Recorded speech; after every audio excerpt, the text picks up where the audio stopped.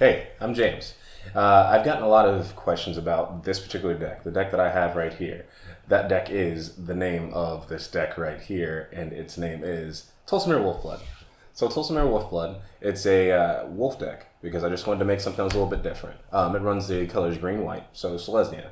Selesnya is noted for its ideas around token population, things of that nature. So it's about putting as many bodies on the field as possible and seeing what you can do with it.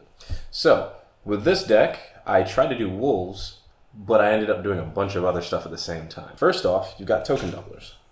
As for token doublers, we've got 2 4-drops, one in green, one in white, with Anointed Procession and Parallel Lives.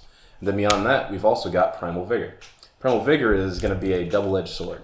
Yes, it is a 5-drop that gives you double tokens as well as double counters, but it also works for everybody. So know what you're doing before you play it.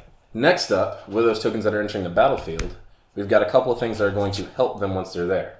One, Cathar's Crusade. So whenever you have a token enter the battlefield, it's going to count as a creature, which is going to build a +1/+1 counter on every creature that you have.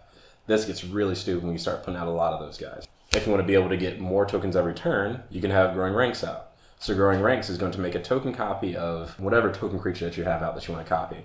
Now, in terms of the wolves that you're getting out, you have a couple of different ways to generate those. I have creatures that are going to generate those, and I've also got enchantments and sorceries that are going to do that. But to get there, we've got what's going to be your Watch Wolf, your Wandering Wolf, Sacred Wolf, Silverfold Wolf, and Rot Wolf. Rot Wolf, just because you want to be a dick. You want to get one wolf really, really big and hit somebody with no blockers for infect. Don't let it have trample. Watch Wolf, a 2-drop. Wandering Wolf, 2-drop. Sacred Wolf, which is a whole 3-drop. Silver for Partisan. Whenever wolf or werewolf you control becomes the target of an instant or sorcery spell, you get to put a 2/2 wolf green creature token into the battlefield. We've got a number of ways to get specific stuff out of your deck. We've got Congregation at Dawn, which will go ahead and grab 3 creatures. You reveal them, and you can put them on top of your library in any order. If you have any sort of card draw, you can get them into your hand. You have Evolutionary Leap, so you can sacrifice 1 and then reveal creatures from the top of your deck until you get another creature card, which is really stupid. I mean, imagine just accidentally going into a Kozilek, but I mean, who would put a Kozilek in this deck? The next one we have is Survival of the Fittest. It's much like Evolutionary Leap, except you get to go and get a specific card. A big problem with going wide is that you can't always hit one person really, really hard unless you have a bunch of little bodies going. So sometimes you need to be able to go taller.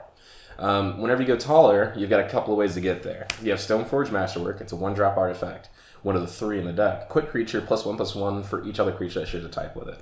Being a tribal, mostly deck, it's going to end up making whatever creature you equip with it really, really strong. Next one we've got is Aspect of Wolf. Enchanted creature gets +X/+X, where X is equal to half the number of force you control, rounded down for power and up for toughness. It's kind of a weird enchantment that buffs up your creatures, but at the same time, it's going to give you a boost nonetheless. Next, we've got Sigil of the Nine Gods. The enchanted creature gets +1/+1 for each creature you control. Great thing about this card is that you can also cycle it to draw cards if you don't necessarily need to play it itself. Next, we've got Hal Pepper Surgeons, which has Flash, but each creature you control that's a wolf or a werewolf gets +1/+1 and gains trample. So the great thing about that is it also pairs really, really well with another card that I have in the deck, Master of the Wild Hunt. At the beginning of your upkeep, you put a 2/2 green wolf creature token into the battlefield.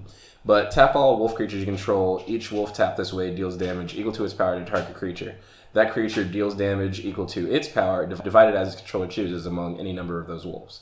So essentially, you can make your wolves maul pretty much any creature on the battlefield. Raised by Wolves. Raised by Wolves is one going to get you 2/2 wolf creatures, and then also buff up whatever creature that you equip it with, based on how many wolves that you control. One thing I haven't mentioned is how are you going to get to where you need to go? You get a lot of support cards in here that aren't wolves, but they all do stuff that's very specific to what you want them to, what you're trying to do in the overall scheme of things. Master of the Wild Hunt, as I already mentioned, does that thing where it lets you maul the other person's creatures. Another way to win the game is Shaman of the Forgotten Ways. A way to make your opponents a little bit less squishy, I guess, or a little bit less tough to assail, is to go ahead and put their life total equal to the number of creatures that they control. Not to mention that you can also tap it for 2 green mana, which will be pretty dope as well. There isn't a lot of recursion in this deck. There are 2 ways. Kozilek, the Butcher of Truth, which is going to end up shuffling your graveyard back with your deck, or you can do Eternal Witness, which is going to go ahead and grab any 1 card. We've also got Sakura Tribe Elder, who's going to help you get ramp. We've got Wolf Skull Shaman, which is one of my favorites. And the great thing about this is, at the beginning of your upkeep, I've also got Wolfskull Shaman, and the great thing about this is at the beginning of your upkeep, you can look at the top card of your library, and if it shares a creature type with it, it is an elf. It's going to end up giving you yet more 2/2 green creature tokens. You've got Vichigazi in here. It's going to help you populate, yet again, getting more wolves. We've got Miri. Miri's a cat, so I don't know if you realize, but cats aren't wolves. But the great thing about Miri is that you can tap Miri for mana if you're using Cryptolith Rite or something else in the deck. And that's going to give you the ability to go ahead and make sure the other person can only block with one creature. So yeah, they can block with one creature, but you're going to maul them with all your others. Wrens run Packmaster.